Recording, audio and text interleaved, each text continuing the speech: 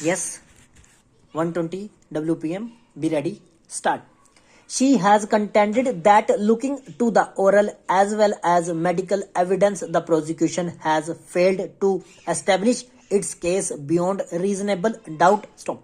She has also contended that looking to the facts of the case, the sentence awarded by the learned judge is very harsh. Stop.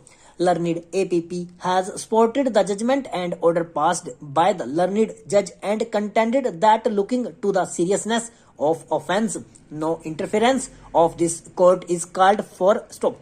She has contended that looking to the facts and evidence on record, the learned judge has rightly held the accused guilty for the offense alleged against him and therefore no interference is called for. Stop. I have gone through the judgment and order passed by the learned additional sessions judge and also gone through the documents produced before me. Stop. I have also considered the submissions made by the learned advocate for the parties. Stop. I have gone through the record and proceedings of the case. Stop. I have also gone through the evidence of the prosecution, witnesses, and other material evidence. Stop. I have also considered the judgment of the trial court. Stop. From the evidence on record, it clearly appears that the learned judge has not committed any error in holding the appellant accused guilty of the offences alleged against him. Stop. However, looking to the facts of the case, in my opinion, the sentence awarded by the learned judge is very harsh. Stop. Learned advocate appearing on behalf of the appellant has also contended that the appellant accused is innocent and is a breadwinner of the family and therefore some leniency may be shown towards the appellant. Stop. It is stated at the bar that the appellant accused is in jail and as per the jail reported dated 7/10/2010 he had already undergone the sentence of more than 7 years. Stop. I am therefore of the opinion that if the sentence awarded by the learned judge is reduced to an extent of 5 years, the same would serve the ends of justice. Stop. In view of the appeal is partly allowed. Stop. The judgment and order of conviction and sentence dated 19/5/2008 passed by learned additional sessions judge second fast track court in sessions case number 73 of 2008 is hereby confirmed. Stop. However, the sentence awarded by the learned additional sessions judge wide impugned judgment holding the appellant accused guilty for the offences under section 366 and 376 of IP code is modified and reduced to an extent of 5 years imprisonment instead of 7 years imprisonment. Stop. Stanza. The defendants argue in addition that the corollary for not challenging the conveyance or perpetual sublease is that the relief for cancellation is also consequently time barred. Stop. It is submitted that Section 27 of the Limitation Act therefore comes into play as the right to property put forth and the suit claim for it stands by operation of Limitation Act. Stop. Reliance is placed upon the decision of the Supreme Court in Ramti Devi versus Union of India 1995 within bracket 1 SCC 198. Stop. The defendants also rely upon Section 3 of the Transfer of Property Act and contend that registration of the perpetual sublease produced as Exhibit D3 is deemed to act as a constructive notice to the world at large, including the plaintiff and other supporting defendants. Stop.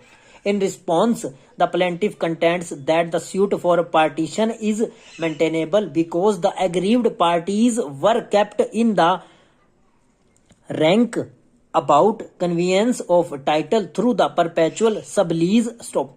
It is submitted that the document was procured by fraud played by the first defendant in his capacity as the husband of late Dhan Singh's daughter who had been omitted in respect of the suit property. Stop. The plaintiff relies upon the prosecution that fraud unravels all transactions and submits that in any event the vesting of title cannot be presumed because the original owner's name has not been recorded in the documents. Stop. It is also argued that the contesting defendants have proved payment of rupees 33,000 and on the other hand the materials on record disclose that rupees 28,134 was paid by the late Shri Dhan Singh. Stop. Learned senior counsel for the plaintiff argues that the evidence points to the first defendant and other supporting defendants bracket start claiming through him bracket close being constructive trustees. Stop. Reliance is placed upon section 90 of the Indian Trusts Act. Stop. Learned senior counsel submitted that exhibit P20 a letter by late Shri Dhan Singh Bist and exhibit P7 written by the society to Shrimati Parvati Bist show that plot number A20 had been earmarked in favor of Shri Dhan Singh Bist in the draw of lots in the presence of members of the society in 1962-63. Stop. Thus, Shri Dhan Singh Bist had a cognizant right or claim in respect of the suit property when he died. Stop. Such right was not only heritable but also patentable to the extent of his title. Stop. It is submitted that Parvati Bist could claim the right to property only to the extent of her entitlement as a hire and no more. Stop. Stanza. The learned judge, however, held that the suit was within limitation. Stop. On appeal, this decision was affirmed by the district judge. Stop.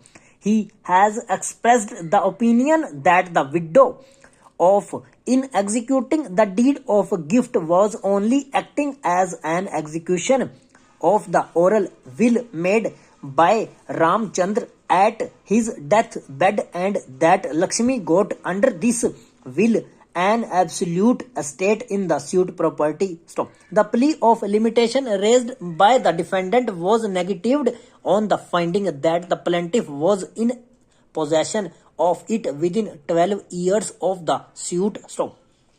Plaintiff preferred a second appeal to the High Court of Jaipur and this time with success. Stop. The High Court held that after the death of Lakshmi, the plaintiff continued in possession of the house till he was dispossessed by the defendant on the 5th of October 1993 and that he was in possession even during her lifetime. Stop. On the main question in the case, the High Court held that the house was bequeathed to Lakshmi by Ramchandra under an oral will. There was no proof that it conferred upon her an absolute interest in the property and that in the absence of any evidence indicating that the donor intended to convey an absolute interest to her, the gift being in favor of a female could only confer upon her a limited life estate and on her death revert to the donor's hire and the plaintiff being such an hire was entitled to succeed. Stop. In the result, the appeal was allowed and the plaintiff's suit was decreed with costs throughout. Stop. Stanza. The defendant applied for a review of this judgment. Stop. Meanwhile, the Jaipur High Court had become defunct and the review was heard by the Rajasthan High Court as successor to the Jaipur High Court under the High Court's ordinance was partially allowed on the 5th of April 2005. Stop. The decree was accordingly amended and it was provided therein that the plaintiff shall not be entitled to possession of the house except on payment of rupees 4,000 to the defendant as cost of imprisonment and repairs. Stop over.